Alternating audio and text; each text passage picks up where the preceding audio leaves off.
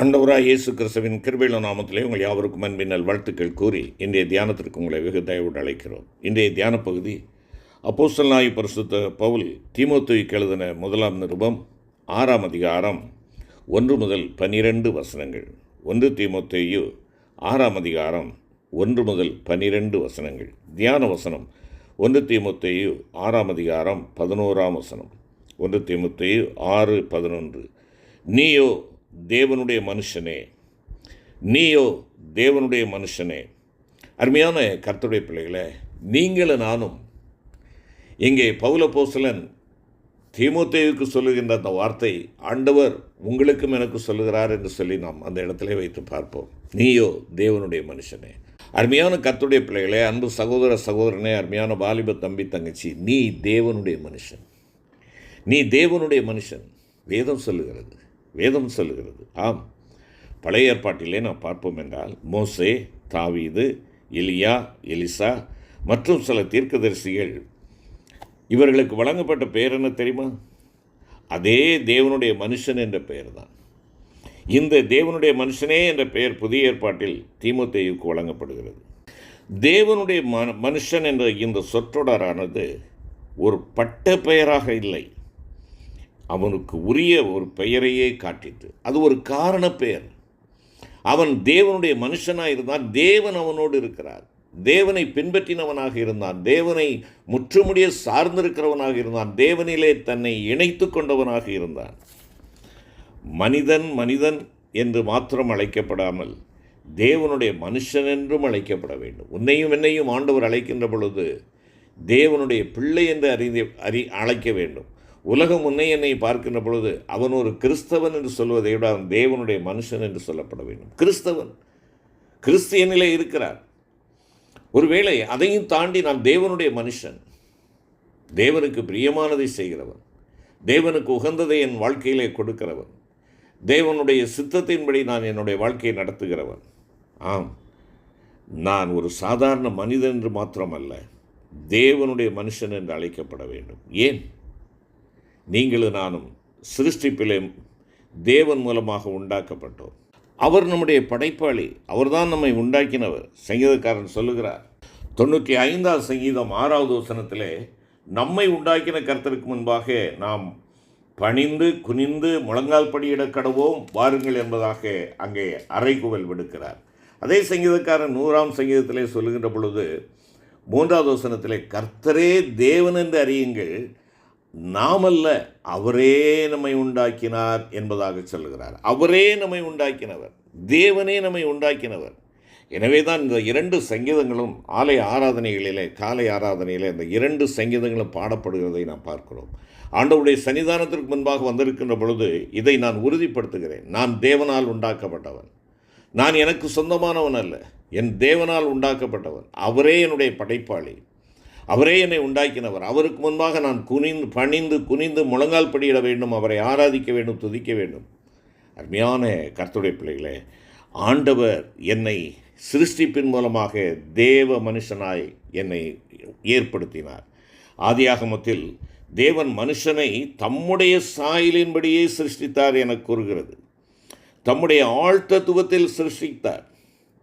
மற்றவற்றை சிருஷ்டிக்கின்ற பொழுது உண்டாக கடவுது என்று அவர் கூற அத்தனை உண்டாயினது. தமக்கு சற்று அப்புறம் நிற்பவை போல சிருஷ்டித்தார் அவைகளை. மற்றவை உண்டாயின என்று சொல்லப்படுகிறது. உண்டாக்கப்பட்டன. மனுஷனை சிருஷ்டிக்கும் போது ஜீவ சுவாசத்தை ஊதினார். அவன் ஜீவாத்மாவானான் என்பதாக சொல்லப்படுகிறது. தேவனுக்கு புறம்பாக நிற்கும் பொருளாக அல்ல, தேவனுக்கு உட்பட்ட ஒரு ஆழ்தத்துவமாக சிருஷ்டிக்கப்பட்டவன் மனிதன். எனவேதான் நீயோ தேவனுடைய மனுஷன், அவர் உன் ஆண்டவர், ஆகையால் அவரை பணிந்து கொள் என்று சொல்லி இன்று உன்னையும் என்னையும் வேதம் கேட்கிறது, ஆண்டவர் கேட்கிறார். அருமையான சகோதர சகோதரி, அன்பான தேவ பிள்ளைகளே, நீங்களும் நானும் ஆண்டவரால் உண்டாக்கப்பட்டவர்கள், ஆண்டவருடைய சாயலின்படியும் அவருடைய ரூபத்தின்படியும் உண்டாக்கப்பட்டவர்கள். என்னிலே இருக்கக்கூடிய ஜீவ சுவாசம் அவர் எனக்கு கொடுத்த ஒரு கிருபை, ஈவு. ஆகையால் அவரை பணிந்து கொள்ள வேண்டும். இன்று யாரை நான் பணிந்து கொள்ளுகிறேன்? தேவ மனுஷனே, நீ யாரை பணிந்து கொள்ளுகிறாய்? பெரிதொரு தேவ மனிதனை நீ பணிந்து கொள்ளுகிறாயோ? இல்லை என்றால் உன்னுடைய மனதுக்கு உகந்த ஒரு மனிதனை நீ உனக்கு முன்பாக தெய்வமாக வைத்து அவரை போற்றி பணிந்து கொண்டிருக்கிறாயோ, ஒருவேளை ஒரு நடிகனையோ அல்லது ஒரு ஒரு கட்சி தலைவனையோ நீ உன்னுடைய ஜீவனாக வைத்து நீ அவரை உன்னுடைய வாழ்க்கையிலே நீ போற்றுகிறவனாக நீ வைத்திருக்கிறாயோ, இன்றே மனம் திரும்பு. நீங்களும் நானும் நம்பிக்கொண்டிருக்கிற பின்பற்றி கொண்டிருக்கிற இந்த மனித தலைமைகளெல்லாம் ஒரு நாளிலே இருக்கிற இடம் தெரியாமல் போய்விடும். ஆனால் தேவாதி தேவனை நீ பின்பற்று.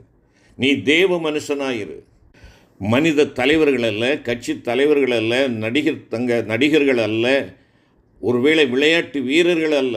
அருமையான கர்த்தருடைய பிள்ளைகளே, உன் வாழ்விலே உனக்கு தலைவராக இருக்கிறவர் ஆண்டவராக இயேசுவாக இருக்கட்டும். ஏன்? அவர் உன்னை சிருஷ்டித்தார். அந்த தேவன் உன்னை சிருஷ்டித்தார். நீ தேவ மனுஷன் ஆகையினாலே அவரை பணிந்து கொள். அவரே உன் ஆண்டவர். இரண்டாவதாக நாம் பார்க்கின்ற பொழுது, ஏன் தேவ மனுஷன் என்று நாம் அழைக்கப்படுகிறோம் என்றால், மீட்பின் மூலமாக நீயும் நானும் தேவனுடைய மனுஷனாய் அறியப்படுகிறோம். மீட்பின் மூலமாக நீயும் நானும் தேவனுடைய மனுஷன். இஸ்ரவேலின் சரித்திரம் இதை நமக்கு நன்கு விளக்கக்கூடியதாக இருக்கிறது. ஆண்டவராகிய கர்த்தர் இஸ்ரவேலை சிருஷ்டித்தார். இஸ்ரவேலை மீட்டவரும் அவரே. எகிப்தின் அடிமைத்தனத்திலிருந்தும் பாபிலோனின் சிறையிருப்பிலிருந்தும் மீட்டவர் நமது ஆண்டவர் ஒருவரே. அது நிமித்தமாக இஸ்ரவேல் தேவனுடைய ஜனம் என அறியப்படுகிறது. புதிய ஏற்பாட்டின் ஒளியிலே இதை நாம் பார்ப்போம் என்றால், நீங்கள் கிரயத்துக்கு கொள்ளப்பட்டீர்களே என்று சொல்லப்பட்டிருக்கிறது. ஆகையினால இந்த இரண்டு ஒன்று தான், கிரயத்திற்கு கொள்ளப்படுகிறதும் ஆண்டவரால் மீட்கப்படுவதும். பிரியமான கர்த்தருடைய பிள்ளைகளே, பவுலடிகளார் இதை குறித்து சொல்லுகிறதான வேளையிலே, முன்னே தூரமாயிருந்த நீங்கள் இப்பொழுது கிறிஸ்து இயேசுவுக்குள் கிறிஸ்துவின் இரத்தத்தினாலே சமீபமானீர்கள். வேறு விதத்திலே சொல்ல வேண்டும் என்றால், என் ஆண்டவர் நான் நம்பிக்கையற்றவனாக இருக்கின்ற பொழுது, ஆண்டவரை விட்டு தூரமாக இருக்கின்ற பொழுது என்னை அருகில் அழைத்து என்னோடு கூட அவர் என்ன செய்கிறார்? ஒப்புரவாகிறார். என்னை சுத்திகரித்தார். கிறிஸ்து இயேசுவின் இரத்தத்தினாலே சமீபமானீர்கள் என்பதாக இங்கே பார்க்கிறோம். ஆண்டவராருடைய இரத்தத்தினாலே கழுவப்பட்டதினாலே நான் தேவனுடைய மனுஷன். அது மாத்திரமல்ல, அவரோடு நல்லுறவு நான் கொண்டிருக்கிறேன். ஆகையினாலே நான் தேவனுடைய மனுஷன். நான் காணியாட்சிக்கு சொந்தக்காரனாக இருக்கிறேன். முந்தி காணியாட்சி இல்லாதவனாக தேவனற்றவனாக இருந்தேன். ஆனால் மீட்பின் மூலமாக நான் தேவனுடைய பிள்ளையாக இருக்கிறேன் என்பதாக அங்கே குறிப்பிடுகிறார்.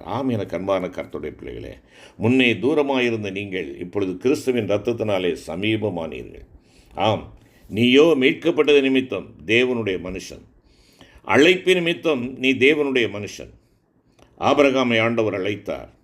ஆபிரகாம் தேவனுடைய மனுஷனே. மோசேயை தேவன் அழைத்தார். மோசே தேவனுடைய மனுஷனே. தீர்க்கதரிசிகளை அழைத்தார். அவர்கள் தேவனுடைய மனுஷர் என்று அறியப்பட்டார்கள்.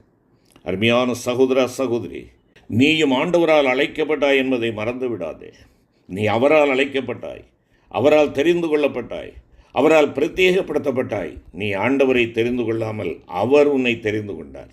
பரிசுத்த யோவான் 15ஆம் அதிகாரம் 16வது வசனத்திலே ஆண்டவருடைய வார்த்தை அதைத்தான் சொல்லுது. நீங்கள் என்னை தெரிந்து கொள்ளவில்லை, நான் உங்களை தெரிந்து கொண்டேன் என்பதாக குறிப்பிடுகிறார். நீங்கள் என்னை தெரிந்து கொள்ளவில்லை, நான் உங்களை தெரிந்து கொண்டேன். ஆண்டவர் உங்களை தெரிந்தெடுத்து எனக்கு தந்த மனுஷர் என்பதாக உன்னை ஆண்டவருடைய பிதாவினுடைய சமூகத்தில் அவர் ஜெபிக்கின்ற பொழுது குறிப்பிடுகிறார். நீர் உலகத்தில் தெரிந்தெடுத்து எனக்கு தந்த மனுஷர் என்பதாக குறிப்பிடுகிறார். ஆண்டவருடைய ஜெபத்தை நீங்கள் கவனித்து பாருங்கள். பரிசுத்த பிதாவே, நீர் எனக்கு தந்தவர்கள் என்பதாக சொல்லுகிறார். நீங்கள் அழைக்கப்பட்டவர்கள், பெயர் சொல்லி அழைக்கப்பட்டவர்கள், நீதிக்கும் பரிசுத்தத்துக்கும் அழைக்கப்பட்டவர்கள், தாயின் வயிற்றிலிருந்து அழைக்கப்பட்டவர், அவருடைய தீர்மானத்தின்படி அழைக்கப்பட்டவர்கள், இருளினின்று அழைக்கப்பட்டவர்கள். அழைப்பை பற்றிய வேதாகம சான்றுகள் எவ்வளவு மிகுதி. நீயும் அழைக்கப்பட்டவன், ஆகையால் நீயும் தேவனுடைய மனுஷன். அருமையான சகோதரா, நீ தேவனுடைய மனுஷன். அருமையான சகோதரி, நீ தேவனுடைய மனுஷி. அதனால் உனக்கும் எனக்கும் ஏற்படுவதென்ன? நீ தேவனுடைய மனுஷனாயிருப்பதால் உனக்கு பொறுப்புகள் அதிகம். சிருஷ்டித்து மீட்டு அழைத்த ஆண்டவருக்கு உண்மையாய் நடந்து கொள்ள வேண்டும். மோசே தேவனுடைய வீட்டில் எங்கும் உண்மையுள்ளவனாயிருந்தான் என்ற வாக்கியத்தில் தேவனுடைய மனுஷனின் வாழ்க்கை முழுவதும் அடங்கியிருக்கிறது. வாழ்க்கையில் கஷ்டமும் கண்ணீரும் ஏற்பட்டு, போதும் கர்த்தாவே, என் ஆத்துமாவை எடுத்துக்கொள்ளும் என்று சொல்லும் காலத்திலும் நீயோ தேவனுடைய மனுஷன். சோர்ந்து போகாதே. நீ காலாட்களோடே ஓடும்போதே உன்னை இழைக்க பண்ணினார்களானால் குதிரைகளோடு எப்படி சேர்ந்து ஓடுவாய்? சோதனையிலும் மற்றெந்த சந்தர்ப்பங்களிலும் நீயோ தேவனுடைய மனுஷனாக நடந்து கொள்ள வேண்டும். இதோ நம்மிடத்தில் எப்போதும் வந்து போகிறவர் தேவனுடைய மனுஷன் என்று நம்மை பற்றி இந்த உலகம் சாட்சி சொல்லத்தக்கதாக நடந்து கொள்ள வேண்டும். செபிப்போம்.